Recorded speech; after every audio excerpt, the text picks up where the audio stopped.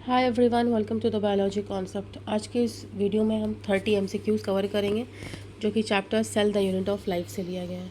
Okay, इससे पहले भी मैंने इस पे 20 क्वेश्चंस करा रखे हैं। लास्ट वीडियो मैंने अपलोड किया है जो उसमें 20 एमसीक्यूज़ कवर किए थे इसी चैप्टर से। सो क्वेश्चन नंबर 1 रहा आपका, which cell organelle is known as the suicide bag of the cell. Correct answer आपका होगा क्या, लाइसोसोम। लाइसोसोम को हम सुसाइडल बैग इसलिए कहते हैं क्योंकि इनके अंदर हाइड्रोलिटिक एंजाइम्स प्रेजेंट होते हैं जो कि हमारे सेल में प्रेजेंट डैमेज्ड सेलुलर कंपोनेंट्स को डाइजेस्ट कर जाते हैं। Okay, question number 2, fluid mosaic model of plasma membrane was proposed by Singer and Nicolson. इसका करेक्ट आंसर होगा, सिंगर एंड निकोलसन ने 1972 में प्रपोज किया था फ्लूइड मोज़ैक मॉडल को। Next question, which organelle modifies packages and transport proteins. ठीक है, यहाँ प्रोटीन की बात कर रही है, साथ ही बात हो रही है, साथ ही साथ पैकेजिंग मॉडिफिकेशन एंड ट्रांसपोर्ट की बात हो रही है। तो करेक्ट आंसर आपका होगा Golgi apparatus. Next question, ribosomes are mainly composed of. तो राइबोसोम्स जो है मेनली आरएनए एंड प्रोटीन के बने होते हैं। अच्छा, किस तरह के आरएनए होते हैं? 3 तरीके के आरएनए होते हैं। एमआरएनए, मेनली 3 तरीके के आरएनए होते हैं, आरआरएनए एंड टीआरएनए। ठीक है, तो राइबोसोम्स जो होते हैं वो मेनली आरआरएनए के बने होते हैं एंड प्रोटीन्स के बने होते हैं। Okay, next question, the power house of the cell is mitochondria. Correct answer होगा क्योंकि ये एटीपी बनाता है। ठीक है, एटीपी फॉर्म करता है। ये देख सकते हैं हम इसके एक्सप्लेनेशन में, mitochondria generates ATP via cellular respiration. Okay, next question, cristae are associated with which organelles. किस ऑर्गेनल्स में क्रिस्टी प्रेजेंट होते हैं? तो आपका करेक्ट आंसर होगा माइट्रोकॉन्ड्रिया। माइट्रोकॉन्ड्रिया के इनर फोल्ड्स में माइट्रोकॉन्ड्रिया के क्रिस्टी प्रेजेंट होते हैं जो कि सरफेस एरिया को इंक्रीज करते हैं for the ATP production. Okay, इनका काम क्या होता है? सरफेस एरिया को इंक्रीज करना। Next question, which plastid is responsible for photosynthesis. तो आपका करेक्ट आंसर होगा क्या, क्रोमोप्लास्ट। सॉरी, क्रोमोप्लास्ट जो होता है वो कैरोटीनॉइड को कंटेन करता है। कैरोटीनॉइड एक ऐसा पिगमेंट होता है जो येलो, ऑरेंज या फिर रेड कलर प्रोवाइड करता है प्लांट्स में। ओके, तो क्रोमोप्लास्ट कैरोटीनॉइड को कंटेन करता है। क्लोरोप्लास्ट जो है वो फोटोसिंथेसिस के लिए रिस्पॉन्सिबल है। ल्यूकोप्लास्ट जो होता है वो कलरलेस प्लास्टिड होता है और ये non coloured part of the plant में पाए जाते हैं। एंड अमाइलोप्लास्ट जो होता है वो स्टार्च को स्टोर करता है। ओके, आई होप आपको यहाँ से 4 चीज़ें पता चली कि ल्यूकोप्लास्ट जो है वो एक कलरलेस प्लास्टिड है। क्रोमोप्लास्ट जो है कैरोटीनॉइड को कंटेन करता है जो कि yellow, orange and red colour देता है to the different part of the plant. And chloroplast जो है वो फोटोसिंथेसिस परफॉर्म करता है और ये ग्रीन कलर प्रोवाइड करता है। ओके, एंड अमाइलोप्लास्ट जो है वो स्टार्च को स्टोर करता है। Now moving to the next question, यहाँ पे आप इसका एक्सप्लेनेशन भी देख सकते हैं। Chloroplast contain chlorophyll and perform photosynthesis. Okay, next question, जो है the site of lipid synthesis की बात कर रहा है। तो लिपिड का सिंथेसिस होता है स्मूथ एंडोप्लाज्मिक रेटिक्यूलम में। स्मूथ एंडोप्लाज्मिक रेटिक्यूलम क्या करता है? लिपिड सिंथेसिस भी करता है, डिटॉक्सिफिकेशन भी करता है। ओके, एंड स्टेरॉइड सिंथेसिस में भी ये हेल्पफुल है।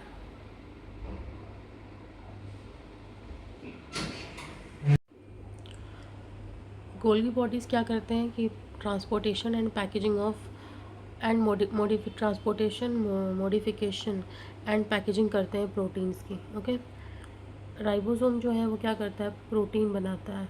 ठीक है, रफ एंडोप्लाज्मिक रेटिक्यूलम भी जो है वो साइट ऑफ प्रोटीन सिंथेसिस है।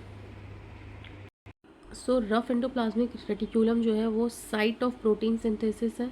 ओके, एक मिनट यहाँ मेंशन कर देती हूँ। रफ एंडोप्लाज्मिक रेटिक्यूलम जो है वो साइट ऑफ प्रोटीन सिंथेसिस है, प्रोटीन सिंथेसिस। ठीक है, राइबोसोम प्रोटीन सिंथेसिस करते हैं। ठीक है, गोल्गी बॉडीज़ जो है ट्रांसपोर्ट, मॉडिफिकेशन एंड पैकेजिंग करता है प्रोटीन का,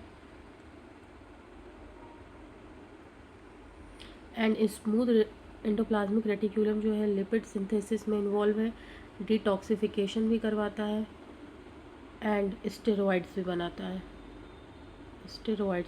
है, okay.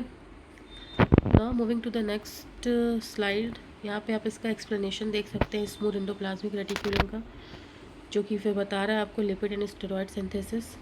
Next question, which cell organelle contains digestive enzymes. Again same question, lysozyme, इनके पास हाइड्रोलिटिक एंजाइम्स प्रेजेंट होते हैं, okay. Next question, the nucleolus is primarily involve in. Nucleolus की यहाँ पे बात कर रहे हैं, ये थोड़ा डिफरेंट क्वेश्चन है, तो इसका आंसर क्या होगा, राइबोसोम के सिंथेसिस में न्यूक्लियोलस इन्वॉल्व होते हैं, okay. Nucleolus synthesises RNA and assembles ribosomal units, ठीक है। सिंथेसाइज क्या कर रहे हैं, RNA को, एंड असेंबल्स राइबोसोमल सब units. Next question, the outer membrane of nucleus is continuous with. Outer membrane of nucleus जो होता है वो रफ एंडोप्लाज्मिक रेटिकुलम के साथ कंटिन्यूअस रहता है। अगर आप फिगर देखेंगे एनिमल या प्लांट सेल का तो उसमें आपको पता चलेगा, ठीक है। वही चीज़ यहाँ मेंशन किया हुआ है। Next question, which structure maintains cell shape in plant cell. तो सेल के शेप, प्लांट सेल की यहाँ बात हो रही है, कौन मेंटेन रखता है, तो सेल वॉल। एनिमल सेल्स में एक सीधा क्वेश्चन आता है कि which of the following is absent in animal cell, ठीक है। अगर ऑप्शन में आपके सेल वॉल आ जाए तो सेल वॉल जो होता है वो एनिमल सेल्स में एब्सेंट होती है, ओके, और प्लांट सेल में ये प्रेजेंट होती है। बहुत बड़ा डिफरेंस है, और ये सेल शेप को मेंटेन रखती है, मैकेनिकल सपोर्ट देती है, प्रोटेक्शन देती है, ओके। तो यहाँ पे दिया हुआ है आपका cell wall provides rigidity and shape to the cell of the plant. Next question, microtubules are composed of. तो माइक्रोट्यूब्यूल कंपोज होती है ट्यूब्यूलिन्स की, ठीक है। आंसर हम यहाँ देख सकते हैं, microtubules are made up of tubulin protein. Next question, which organelle detoxifies drugs in liver cells. देखिए यहाँ पे डिटॉक्सिफिकेशन की बात कर रहा है, मैंने पीछे आपको बताया। तो करेक्ट आंसर आपका क्या होगा, smooth endoplasmic reticulum, okay. Which cell component is absent in prokaryotes. Prokaryotes में क्या एब्सेंट होता है, तो मेम्ब्रेन बाउंड ऑर्गेनल्स जो होते हैं वो प्रोकैरियोट्स में एब्सेंट होते हैं, ओके। बहुत बेसिक सा क्वेश्चन था ये, और सबको आना चाहिए। तो मेम्ब्रेन बाउंड ऑर्गेनल्स प्रोकैरियोट्स में एब्सेंट होता है। नेक्स्ट क्वेश्चन, विच प्लास्टिड स्टोर्स स्टार्च। स्टार्च को कौन से प्लास्टिड स्टोर करते हैं, मैंने पीछे वाले में बताया था आपको, अमाइलोप्लास्ट जो है वो स्टार्च को स्टोर करता है, ठीक है। Next question, which organelle is responsible for spindle formation. तो सेंट्रोसोम जो है स्पिंडल फॉर्मेशन में हेल्प करता है during cell division, okay. Organise करता है स्पिंडल फाइबर्स को centrosome. Next question, the selectively permeable nature of plasma membrane is due to lipid bilayer and proteins. इसका जो स्ट्रक्चर होता है ना वो लिपिड बाइलेयर और प्रोटीन का बना होता है। ये सिर्फ प्रोटीन या सिर्फ लिपिड या सिर्फ कार्बोहाइड्रेट्स के नहीं बने होते। इसका जो लेयर होता है वो बना होता है lipid bilayer with proteins, okay. और यही जो है इसको सेलेक्टिवली परमिएबल बनाता है प्लाज्मा मेम्ब्रेन को। यहाँ पे हम इसके एक्सप्लेनेशन में देख सकते हैं, the lipid bilayer embedded with proteins that allows selective permeability. Next question, which organelle is called the packaging centre. तो गोल्गी अपैरेटस हमें पता है। Next question, which cell organelle contains its own DNA। ऐसे organelle जिनके पास खुद का DNA होता है उन्हें हम कहते हैं ऑटोनोमस ऑर्गेनल, ठीक है।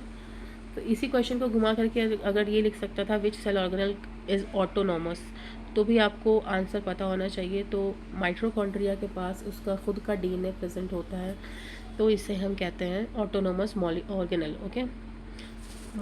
यहाँ पे देख सकते हैं हम एक्सप्लेनेशन में भी क्या दिया हुआ, mitochondria possesses their own circular DNA, hence it is called as autonomous organelle, okay.